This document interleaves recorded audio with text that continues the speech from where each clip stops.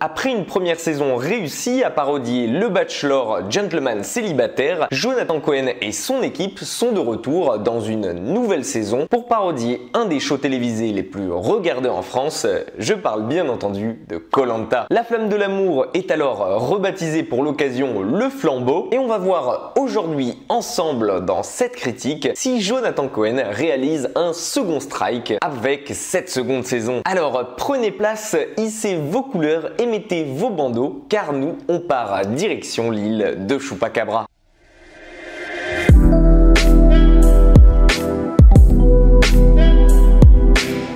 Gérard Darmon, Géraldine Nakache, Jérôme Commandeur ou même encore Cadmerade, ils sont encore une fois nombreux les guests au cours de cette nouvelle saison. Cette fois-ci propulsés au sein d'une nouvelle télé-réalité mettant en scène nos aventuriers survivant sur l'île de tous les dangers, notre cher Marc ne semble pas avoir calculé qu'il n'est plus dans la flamme et pense qu'il doit encore ici faire un choix parmi plusieurs prétendantes. Seulement voilà, il va vite se rendre compte que parmi les aventurières se cachent aussi des aventuriers et que chacun présent ici va participer dans une aventure exceptionnelle dans la recherche du dépassement de soi dans le but de gagner la somme colossale de 450 €. Les candidats sont donc toujours plus nombreux et même s'il y en a quelques-uns qui reviennent de la première saison, on découvre avec joie que parmi les nouveaux, chacun a été écrit dans le moindre détail comme une parodie des nombreux caractères que l'on retrouve chaque année dans Koh-Lanta. Parmi eux, vous pourrez donc retrouver le tri-blagueur et déconneur Cadmerade, ici déguisé en patoche, Philou, un ancien militaire, aventurier né et baroudeur de naissance, porté par le singulier Gérard Darmon, Ramsey dans le rôle de Tony Tonic, un coach sportif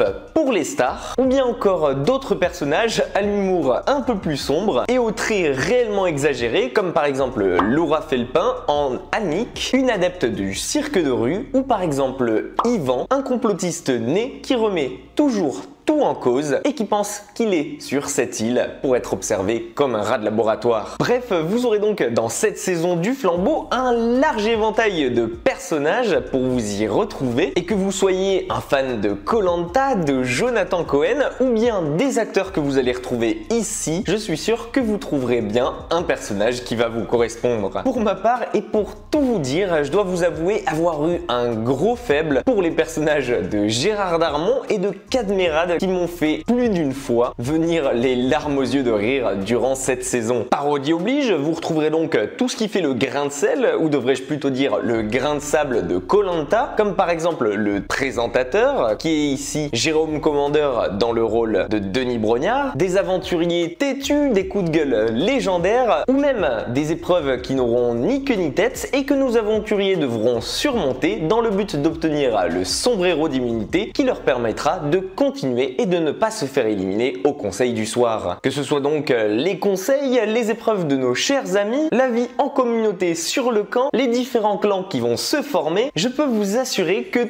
tout ici est présent pour nous offrir l'une des meilleures parodies de l'un des shows les plus emblématiques de la télévision française. Et pour vous qui traînez sur YouTube et qui connaîtrez peut-être Freddy Gladieux, sachez qu'il est co-scénariste de la saison ici et que si vous kiffez son humour, vous allez juste adorer ce qui vous attend ici. Tout comme la première saison de La Flamme, ici avec cette saison 2 du Flambeau, vous pouvez vous attendre à 9 épisodes d'une trentaine de minutes chacun qui ont été diffusés sur 3 semaines, ce que je trouve très bien puisque c'est très pratique pour donner envie de savoir et de voir la suite la semaine d'après. En même temps, ce n'est pas trop pour pouvoir les dévorer sans voir le temps passer. Plus de plateformes de streaming devraient s'en inspirer. Bref, inutile donc de vous dire que le format choisi ici s'y prête très bien. Je reprocherais peut-être à cette saison 2 un peu de facilité, notamment dans les personnages qui reviennent de la saison 1, qui parfois jouent un peu trop sur la nostalgie de la première saison, ou encore malheureusement pour le côté effet de surprise de la première saison qui bien évidemment n'est plus présent ici. Mais je tiens tout de même à féliciter l'équipe derrière cette nouvelle saison qui a réussi à ne pas se laisser tomber dans la facilité en refaisant une saison de La Flamme, en nous offrant au final un show qui marche plutôt bien et une recette qui fonctionne et qui, pourquoi pas, pourrait même être réutilisée pour une saison 3 avec, pourquoi pas, une